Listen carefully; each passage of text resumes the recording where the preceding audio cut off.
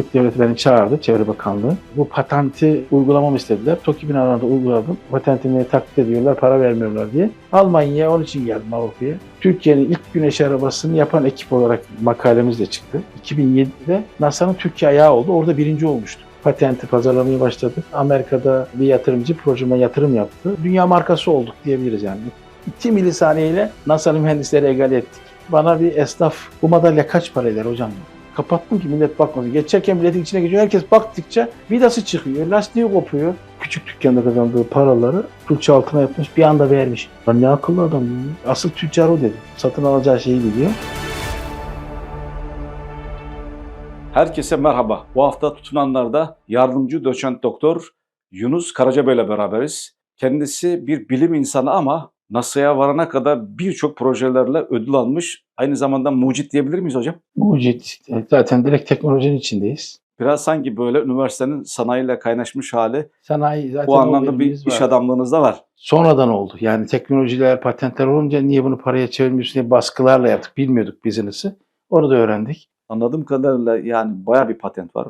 Evet. NASA'dan almış olduğunuz bayağı bir ödüller var. Bunları konuşacağız ama ondan önce şöyle kısa bir sizi tanımak istiyoruz. Ben 1972 Türkiye Sivas doğumluyum. Babam mezindi, hafızdı. Annem Gülizar Karaca. 10 çocuklu bir ailenin 8. bireyiyim. Sivas'ta işte bir çocuk hayatımız oldu. Tabii bana yaramaz olarak gördükleri için ismim de küçükken Çakır'dı, yani Çakır derlerdi bana. İlkokulu işte o yaramaz şekilde bitirip ortaokulda zorlanmaya başlayınca ben çalışmam gerektiğini anladım derslere.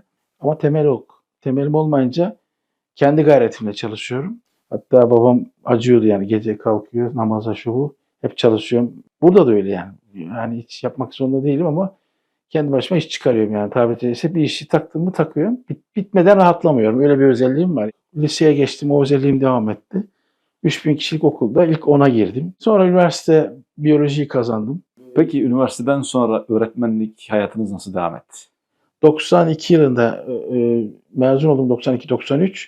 Gazi Üniversitesi Eğitim Fakültesi Biyoloji bölümünden. O sene Orta Asya'da okullar açılmıştı. Özbekistan'da 6 yıl öğretmenlik ve projecilik yaptım. Özbekistan'da daha bayrağı bile yoktu. Özbekistan'da o Nobel ödülü, Gençlerin ödülü 6 projeden 5'i birden ödül aldı. Özbekistan'ın bayrağı ilk bizimle dalgalandı. 99'da ben Özbekistan'da doktoram bitti. Sonra Fatih Üniversitesi'ne geçiş yaptım. Orada ihtiyaç vardı. 2 yıl kadar, genetik bölüm açana kadar orada çalıştım. Üniversiteden ayrıldık. Maltepe Coşkun Kolejlerinde projeci öğretmen. Öğretmenlik yapmadım, sadece proje koordinatörlüğü olarak. Bir sürü başarılı proje o dönemde atıldı. Yani 4 yılda işte güneş arabası da yaptık, başka projelerde yaptık. Fransa'da bir yarışma vardı, güneş ve hidrojen arabası yapılıyor. 21 yıldır Türkiye katılmıyormuş. Biz ilk defa katılan olduk. Tek biz o insanlarla yaptığımız proje ödül aldık. Bayrağımızı o dalgalandırdı. İsmi Ayçiçeği'ydi. Güneş panellerimiz güneşe dönüyor mesela. 2008 yılında hem öğretmen hem de projeci olarak başladım. Amerika'daki okullarda. 3 yıllık çalışma iznim vardı. Çalıştım. Tekrar Amerika'da çalışma sürem bitince Türkiye'ye döndüm. 2012 yılında üniversiteye geçtim. Dumlupınar Üniversitesi'ne. Anladığım kadarıyla bayağı bir patentiniz var. Evet, 6 tane patent başvurum oldu. Birisi bunlardan bir robot yaptık. Çöpleri cam, plastik, kağıt ayrıştırabiliyor. Bütün kaç atık istiyorsan hepsini ayrıştırıyorsun. Bunu Amerika'da ben çalışırken Türk Devleti beni çağırdı, Çevre Bakanlığı. Bu patenti uygulamamı istediler. TOKİ binalarında uyguladım. Burada üçlü ayrıştırmanın örneğini görüyorsunuz. Burada kapak sistemleri var, sağa sola açılan. 1, 2, 3. Bunların çok değişik versiyonları var patentimizde. Burada ray sistemi var. Çöpünü atmak istediği zaman burada mutfağı olsun. İçeride düğmelere basıyor. Düğmeleri şimdi göstereceğim. Cam, plastik, kağıt. Basınca kapak açılıyor. Çöpünü atıyor. Bu kadar. Evinden dışarı çıkma zorunluluğu yok. Bu çöpü alıyor bu sistem. Bu buraya kadar getiriyor. Camsa atıyor. Burada camla ilgili kapak açılmış oluyor. Tak, cama atıyor. Tek düğmeyle bütün çöpler çöplüğüne. 2 çöp ayıran modelimiz var. 3 çöpü üst üste ayıran modelimiz var. 4 çöpü ayıran modelimiz var. 6 çöpü ayırdık. Türkiye'deki yaptığımız ilk binada 3 tane TOKİ binasında bunu yaptık. Şu apartmanı temsilen gösteren 4 katlı bir apartman. Bu 30 katlı da olabilir. Burada bu vatandaş atıyor, cam geliyor, cama düşüyor. Dünyada benzer olmayan bir sistem de bu, bacasız. Bakın buradaki bacalı model, yüksek binalar. Almanya'da ve Dünyanın değişik yerlerinde baca olmadığı için Arap ülkelerinde villalar var. Villa modelimiz de bu. Şu an projeniz uygulanıyor mu Türkiye'de? Tabii 500 bin konuta uygulandı. Türkiye'deki haklar bize ait. Çünkü Türkiye patentini aldım ben. Oradan bir gelir geliyor mu size? Oradan bir gelir normalde gelmesi lazım. Çünkü patent davasında kazandık. Onlar da bana karşı dava açıyor. Bu artık paraya bindi iş. Patent iptal davası devam ediyor hala. Bana iptal ediyorlar ki tazminat kazandım onu almasınlar diye. 500 bin konutu koymuş devlet ama ben bir kuruş para kazanmıyorum. Elon Musk olmam lazım ama olamıyorum. Neden? Çünkü Türkiye adaleti tartışmalı olan bir konudayız. Ondan dolayı ben tansiyon hastası oldum. Yani beni uğraştıracaklar, patentimi taklit ediyorlar, para vermiyorlar diye. 2013'ün Mart ayında da Sabri Ülker adına çevre yarışması düzenlendi. Ondan bu projeyle katıldım. Çöpleri ayrıştıran projeyle katıldım. Orada birincilik oldu. Ertesi gün abi milyarlık reklam oldu bana. Yani bana ödül verdiler 100 bin dolar ama 100 bin dolar mı değerli? O ödül mesela ödül değerli. Çünkü duyuldu yani. Çocukluğunuzda da böyle yaptığınız şeyler var mıydı projeler? Çok ben yani çok dayak yediğim, terlik yediğim, annemden icat çıkarma dediği laflarını biliyorum yani. Kağıt uçak yapıyordum, mahalle dolu.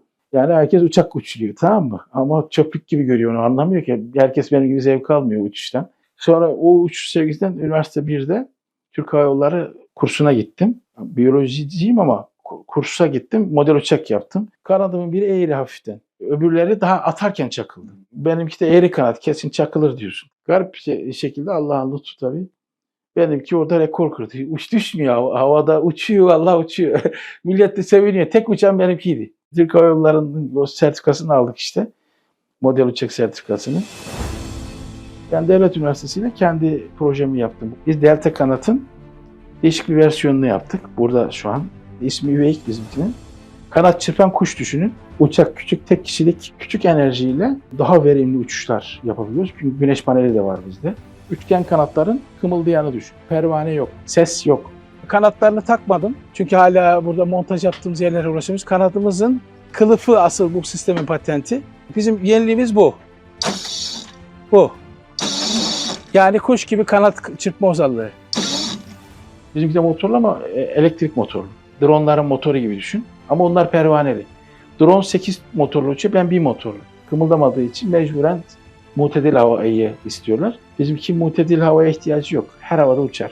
Bu hareketin amacı pervaneyi gideriyor ve çok az bir kımıldamayla büyük bir verimlilik sağlıyor. Yamaçtan bırakıyorsun, kanadını tak, uçuruyor. Sen bunu yaptığın zaman artı oluyor, pervanesiz yerine, tamam mı? O zaten test edilen kısmı o. O pervane kanadındaki patent alacağımız kısımlar önemli. Yani pervane yoksa kim ittiriyor diyorlar. İşte o diyoruz, kılıf diyoruz, aynı kuş gibi. Düz kanatlar var, böyle oyuncak yapılıyor ama bu bizim sistemimiz yok. Bizim sistemimizin altında başka hız kazandıran yapılar var. Çıkıntılar var, açılar var. Onlar önemli. Benzinli sistemler çok ağır oluyor ve çok güçlü olması lazım. 65 beygir. Benimkisi 1,5 beygirle zaten o bile başarı olarak uçak sektörüne yeter yani. Güneşin enerjisi ancak o tek benim kullandığım motora yetiyor. Benzinli diye yetmez. Benzinin 65 beygirlik motoru dolduramaz ama benimkini doldururuz. Bakmayın bunun prototip yamalı bahçe gibi olduğuna. Bu çünkü prototip. Tek tek ölçüleri çıkarmak için yaptığımız bir model. Bu motorla ve bu akü sistemiyle dronelar normalde 1 saat, 1,5 saat zor duruyor. 8 motor. Ben sadece bir motorla, 8 motor değil, istediğim zaman süzülebiliyorum. İstediğim zaman kanatta hareket edebiliyorum. Havada süzüldüğünü hissettiğim zaman ben bunu boş yere pervane gibi dönmek zorunda değilim. Ama o dönmese çakılır. Şu an İtalya'da bir firma ve Virginia'da bir firma, drone taksilerle ilgilenen bir firma var. Dün karar verecekler işte benimle ortaklık istiyorum. Ortaklık istiyorsanız gizlilik sözleşmelerini yapalım. NDA diyorlar. Ben prototipi bitirdim ama başarılı. Ama iyileştirilmesi lazım. İzinler lazım. Çünkü havacılık sektörünün izinleri ayrı.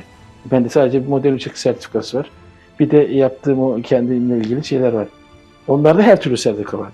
Evet, güzel arkadaşlar, güzel bir haber benim için. Uzun yıllardır uğraştığım Üveyik projesi, küçük uçak projesi.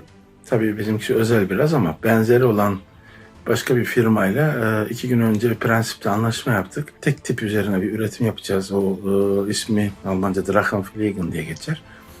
Bizimkinin o Üveyik versiyonuyla onunki kullanımı aynı ama bizdeki özellikler, bizde pervane yok. Güneşle çalışıyor. Ve bizimki daha avantajlı. Güzel olanı şu, firmanın kendisi uçuş okulu, pilot eğitimi veriyor. Ben de pilot eğitimi alacağım orada. Yaptığımız ürünleri test edebilmem için DUFL denen Almanya'nın havacılıkla ilgili işlerin izin alındığı kurum. Onunla da bağlantıları olan birisi. Yani ben o sertifikasyonları zorlanırdım yani. Çok uzun sürerdi.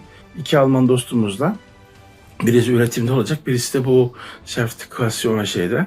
Bu öyle bir girişim prensipte anlaştık.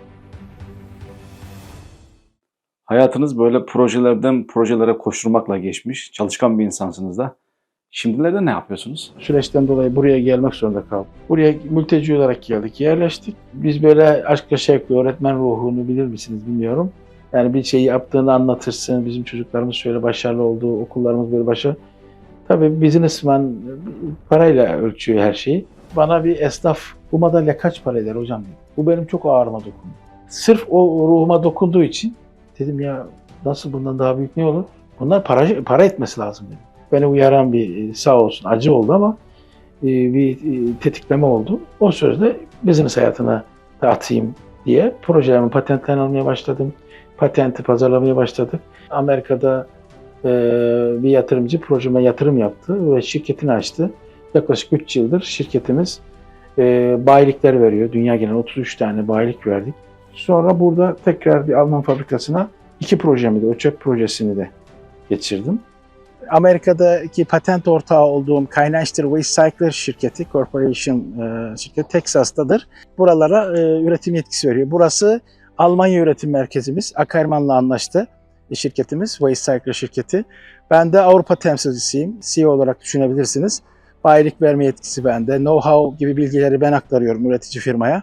Buradaki numuneler belediyelere tanıtım olarak belediye başkanları gelmek istese veya temsilcilerini gönderip sistem beğenirlerse her şehirde hem bayiler gelebiliyor hem başkanlar gelebiliyor.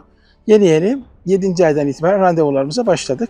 Bu sistemleri biz dünyada yaptık. 40 tane gökdelene Türkiye'de yaptık. Burada Avrupa'da yeni başladık bu modelimizle. Aynı zamanda Ay'da da bir yarışmaya katıldık. Ay'daki çöplerin ayrıştırılmasıyla ilgili. Dereceye giremedik ama orada da astronotların atıklarını ayırıp presleyip tuğla, panel, parke yapan bir model tanıttık. Dereceye giremesek bile ürünümüzde iddialıyız. NASA'nın taşeronlar arasına girme hedefimiz var. Değişik ülkelerde bayilikler veriyoruz. Herkese de duyuralım. Şehir şehir bayilikler veriliyor. Ülke olarak da yatırımcılar çok büyük hisse alarak yatırımcısı olabilir. Fabrikasını da biz kuruyoruz. Ama asıl sahibi, büyük hisse sahibi yatırımcı oluyor. Avrupa, dünya, Amerika her yere yayılan bir dünya markası olduk diyebiliriz yani. Ben yeni öğretmenlikten kopmayayım diye öğretmene de başvurdum. C1'i yarısını geçtim, yarısını da geçersem öğretmenliğime yani sırf hobi de olsa çünkü üreticiler işini yapsın, ben de eğitimimi yapayım. Yine başa döneyim yani oradan yine para kazanalım. Yani sanayiden, business'ten. Öğretmen geldik, öğretmen ölelim. Öyle gönül insanı gibi gitmek isterdim yani kendi tercihim. Peki bir öğretmenin bu şekilde projeleri yapmasıyla alakalı bu motivasyon neydi? Birincisi bir genetik motivasyon. Küçükken Çakır, yaramaz Çakır. Zaten bir eğilim varmış. İkincisi de ihtiyaçlar. Sen bir şeyin ihtiyacı için olmazsan onun için uğraşmazsın. Ama ben parayı düşünerek yapmadım. Benim ihtiyaç duyduğum şey mesela UEIC projesi için. Trafikte gidiyor insanlar tır tır tır böyle otobüste elleri yukarıda. Sıkılmıyorlar. Bak hava bomboş. Yere yapışıktı. 2 boyutlu gitmek zorunda değiliz.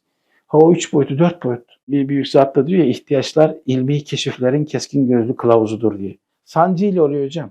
İnci de sancıyla olur midyenin içerisinde. Kanla yoğrulur derler. Ama sıradan bir böbrek taşı değil, inci çıkarır. Bizimki böyle bir çileyle oldu.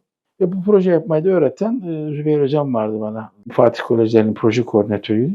Hem biyoloji olimpiyatlarını hazırlıyordu hem de bizim gibi öğretmenleri yetiştiriyordu. O projecilik benim dünyama girdiği anda dedim ya biz bunu hep gizli kapaklı şeyler zannediyoruz. Hani icat çıkarma diyen bir annenin çocuğuyum.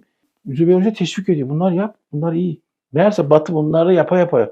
Adamlar buna vakit ayırmış, zaman ayırmış, ürün çıkarmış. Sen o telefonu kullanıyorsun.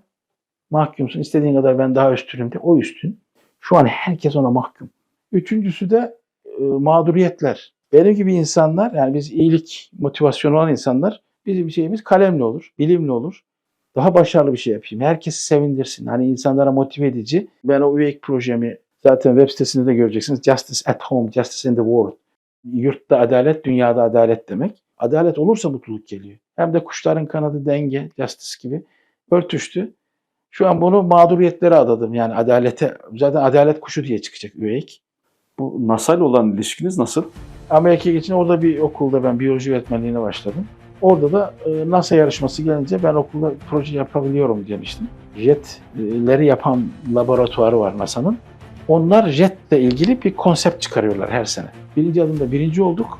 Boeing'den de Best Design ödülü aldık okulu. İkinci yıl NASA'da çok güzel bir proje yaptık. Lastiklerle bir teleskopik fırlatma yaptık. Tabii herkes ışıklı, roketli bir sürü sistem oluyor. Çoğu da çalışmıyor. Nazar mı değiyor neyse. Ben çocukları topladım. Hristiyan, Müslüman, benim oğlum da vardı. Arkadaşlar dedim, eve layık diyorlar nazara. Ben makinelere de nazar değdiğine inanıyorum. Bizim günümüzde bu var. Bir dua edelim dedim. Onlar böyle diyor amin. Halka yaptırdım. Tamam mı? Biz de amin diyoruz oğlanla. Üstüne de böyle boksörler böyle kafasını örterek ringe çıkarlar ya. Kapattım ki millet bakmasın. Geçerken milletin içine geçiyor. Herkes baktıkça vidası çıkıyor. Lastiği kopuyor. O kadar uğraştığına bak tırt. Yani gidiyor. Bir hamle yapabilirsin sistemi çalıştırmak için.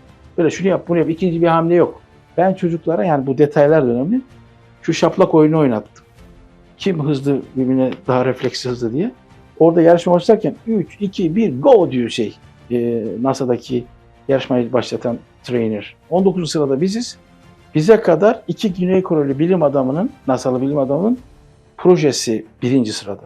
0,22 milisaniye. Bak saniye değil. Milisaniye. Yani sen 1 desen 1 saniye geçiyor. Bundan daha kısa sürede iş bitiyor. Hedefe ulaşıyor, top yerinde duruyor. Saçmayacak, kaçmayacak. Çoğu elenenler var. Elenince millet aa diyor. Çok güzel önce o diyor. Bu ses yani oraya ait patent. O yarışma.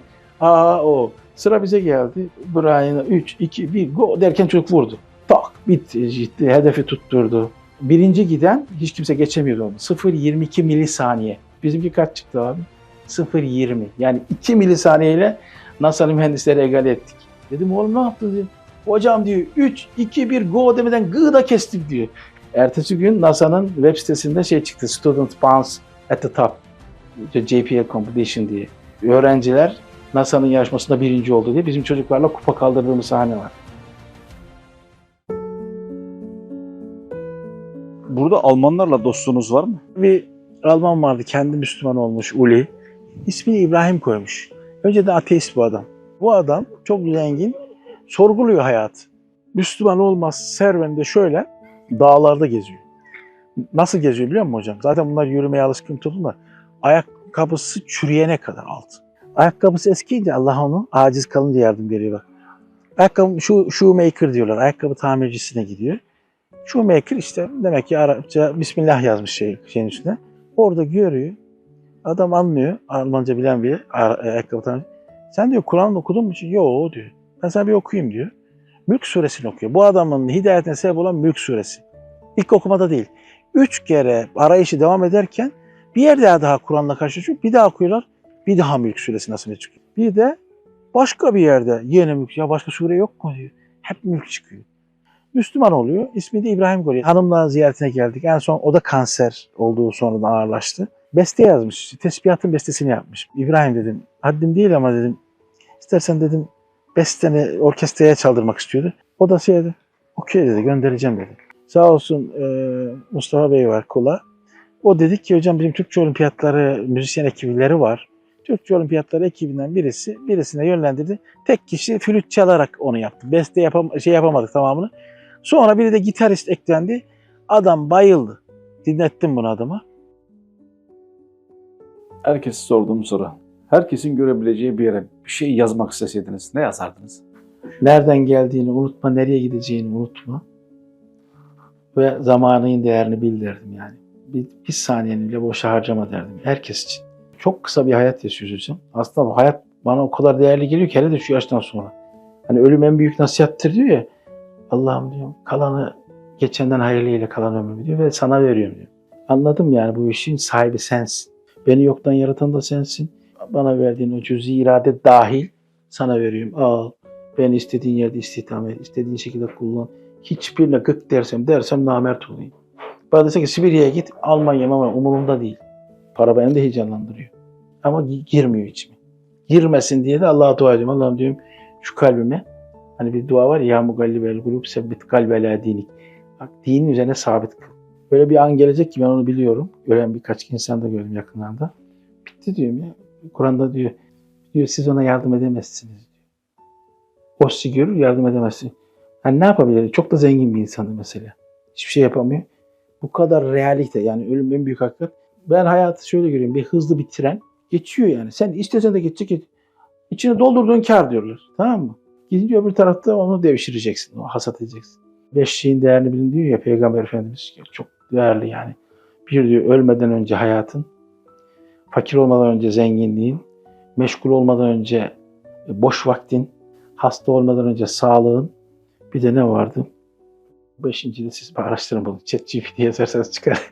Anını veriyor. Yani zeki diyorsun ya, millete övüyoruz ya. Övme de bitti. ChatGPT'yi kimse geçemez. Demek ki bilimle de hava atmaya gerek yok. Mevzu bilgi olsaydı ChatGPT'yi cennetin ortasına koyman lazım. Değil abi. İnanmışlık ve samimiyet. Ve Allah'a ait olması lazım yaptığın işte. Sen bir iş yapıyor olabilirsin. Allah'ım bunu ben senin için yapıyorum. Madem projeciyiz, projeciler hedefe yönelik çalışır. En kestirmeye en büyük hedef olmalı. En büyük hedef de Allah rızası olmalı. Geldiniz Almanya'da, Amerika'da işleriniz devam ediyor. İnşallah önü de açık gözüküyor. Geleceğe dair en büyük hedefiniz veya en büyük projeniz ne? Gülmah diye bir vakıf açacağım. Hatta bu sene de açabilirim bunu. Benim şirketlerimden gelen tüm kazancı o vakfa aktarmak istiyorum. Benim annemin ismi Gülüzer, babamın ismi Mahmut. Gülmah Vakfı. Eğitim, kültür, çevre vakfı. Yine bilime destekleyen. Ve uzay olacak bunun içinde. Spake diye bir firma açacağız. Namı Celil-i Muhammed'i güneşin doğup battığı her yere ulaşacaktır diyor Efendimiz. Millet onu dünya anlıyor. Ben uzayda da, aya da güneş doğup batıyor. Oralara gidilecek yani. İnsanlar gidecek. Niye biz olmayalım? Ben mesela onu ilk adımlarını atmaya niyetim var. Spake mi pek derken de hani aşırı cüretkar olabilirim ama ne yaptığımın farkındayım. Sadece onu söylüyorum. Çünkü yaptığım şeyleri dediğin gibi Allah dolduruyor. Kendime hiç güvenmiyorum. Acizliğimizle Allah'ın verdiğine farkındayım yani. Bu vakıf kanalıyla işte bu yemeksi, aça, toka yemek versin, öğrenciye burs versin, şirketlerin bir bürosu olsun, bir de bu vakfın bürosu olsun. Bütün şirketlerden gelen kazançlar vakfa verilmiş. Hatta yazdım ben bunu vasiyetime de. Dedim arkadaşlar ortak olduğum John Bey'e de bu paraların hepsi benim hissemi buraya vereceksiniz. Dedim. İleride kuracağım vakfa. Nokta atışı yapan akıllılar var ya, onların şeyini istiyorum yani hedefini. İşte Hacı Kemal Ermez, bilmem Ali Açıl abi, Erkan Çağıl abi. İşte bu tarz büyük insanlar çok akıllılarmış diyor. Bu adam kazandığı, küçük dükkanda kazandığı paraları külçe altına yapmış, bir anda vermiş. Lan ne akıllı adam diyorum ya. Dünyayı kazandığı, herkese rağbet ettiğini bir anda vermiş, bir de öbür tarafa alıyor. Asıl tüccar o dedim. Tamam mı? Satın alacağı şeyi biliyor. Evet, güzel bir sohbet oldu. Bir bilim adamıyla sohbet de ayrı bir keyif veriyor. Bilim adamı da Son değil olarak- saymıyorum ama kendim işte bir gayretli, bir çalışkan bir insan diyeyim. Artık o bana bilim kazandırıyor, diploma kazandırıyor ama kendimi hep gerçek bilim adamları gibi görmüyorum yani. Evet, son olarak demek istersiniz. Gelin dostlar bir olalım, işi kolay kılalım, sevelim sevilelim, dünya kimseye kalmaz. Yunus Emre çok güzel özetlemiş adaşım. Gelin dostlar bir olalım, işi kolay kılalım, zorlaştırmayalım birbirimize. Dost düşman normal insanlar da olsa herkese kolay kılalım. Sevelim sevilelim, dünya kimseye kalmaz. Allah bizi sevsin inşallah.